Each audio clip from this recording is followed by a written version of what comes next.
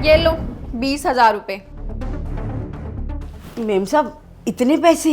मैं तुम्हें इससे भी ज्यादा पैसे दूंगी, लेकिन तुम्हें मेरा एक छोटा सा काम करना होगा। क्या इससे भी ज्यादा पैसे दोगे? सोच लो, ये काम ना बहुत रिस्की है, बताओ कर पाओगी? बताइए क्या काम करना है मुझे? तुम्हें मेरे पति को ना रास्ते से हटाना होगा।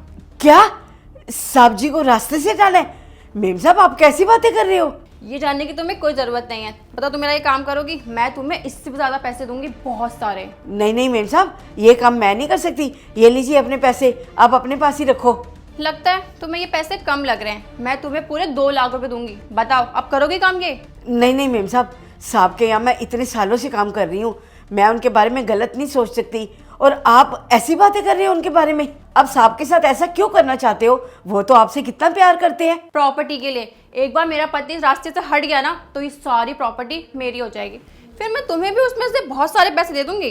सोच लो, काम करोगी? हे भगवान, वो आपके बारे में कितना अच्छा अच्छा सोचते हैं, आपसे कितना प्यार करते हैं, और एक आप हो कि उनके बारे में इतना गलत सोचते हो। नहीं, मैं उनके साथ ऐसा गलत नहीं कर सकती, आप चाहे कुछ भी कर लो। अच्छा बाबा, मैं तुम्हें पूरे 5 लाख रुपए दूंगी, अब तो करोगी मेरा काम? देखो मैम साहब, आप मुझे 5 लाख दो या 10 लाख दो, लेकिन मेरे साहब जो है ना वो मेरे लिए भगवान समान है। मैं उनके साथ कुछ गलत नहीं कर सकती। मैं उनके साथ कितने सालों से काम कर रही हूँ, और जब भी मेरे ऊपर मुसीबत आई है ना, उन्होंने हमेशा मेरी मदद की है। और आप चाहते हैं कि मैं उनको रास्ते से हटा दूँ?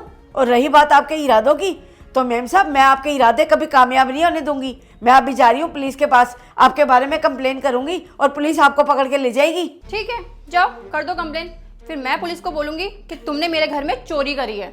उसके बाद पुलिस मुझे नहीं, डायरेक्ट तुम्हें पकड़ेगी। अरे कितनी बुरी औरत हो आप, तो उल्टा मुझे ही फंसाने लग गई।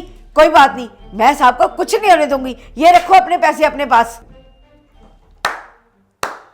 देखा, आखिर मैं कह रहा था ना कि मैं जीत जाऊंगा और तुम हार जाओगी। हाँ, तुम सही कह रहे थे, मैं शर्त हार गई और तुम जीत गए। साहब ये सब क्या हो रहा है? जीत हार मुझे कुछ समझ नहीं आ रहा। मैं बताता हूँ, दरअसल हम दोनों के बीच में शर्त लगी थी। वो क्या है कि इसको आप पे ज़रा भी भरोसा नहीं था और मुझे आप पे पूरा भरोसा था, तो हमने शर्त लगाई ये देखने के लिए कि आप इस घर के लिए लॉयल हो भी या नहीं। यार क्या है ये सब? पूरा बिस्तर गंदा हो रखा है, इसको साफ क्यों नहीं किया तुमने? मैंने ये सब जानबूझ के किया है। बुलाओ अपनी काम वाली को, वो उसको साफ करेगी। यार वो क्यों साफ करेगी? वो इतना काम तो कर ही रही है ना, तुम खुद कर लो इस सब को साफ। तुम हमेशा उसकी तरफदारी क्यों करते हो? एक बात बताओ, तुमको उस पर कुछ ज्यादा भरोसा नहीं है? यार भरोसा वाली बात कहाँ से आ गई? वो यहाँ पे सालों से काम कर रही है, इसलिए उस पर भरोसा है मुझे, और वो कर तो रही है काम। तुम्हें क्या दिक्कत है? फिर भी ईशान, एक नौकर को ना नौकर की तरह ही ट्रीट करना चाहिए। मैं हमेशा देखती हूँ तुम हमेशा ना उसकी साइड लेते हो, ये ठीक नहीं है।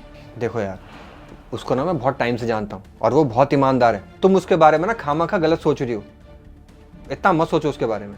अच्छा, तुम्हें उस पर इतना भरोसा ना, ठीक है, हम ना उसका एक टेस्ट लेते हैं। टेस्ट? कैसा टेस्ट? और देखो मैं जीत गया, आपने मेरा विश्वास बनाए रखा और मेरा भरोसा भी। And thank you so much जो आप इतने टाइम से हमारे घर में काम कर रही हो और हमारे घर को सेफ रखा और हमारे घर के लिए इतनी लॉयल हो। क्या ये सब नाटक चल रहा था? अरे मेम साहब मैं तो खामखा ही डर गई। हाँ, मैं चेक कर रही थी कि तुम इस घर के लिए लॉयल हो भी या नहीं, लेकिन तुम इस टेस्ट में पास हो गई और मैं हार गई। लेकिन अब मुझे विश्वास हो गया कि तुम इस घर के लिए लॉयल हो।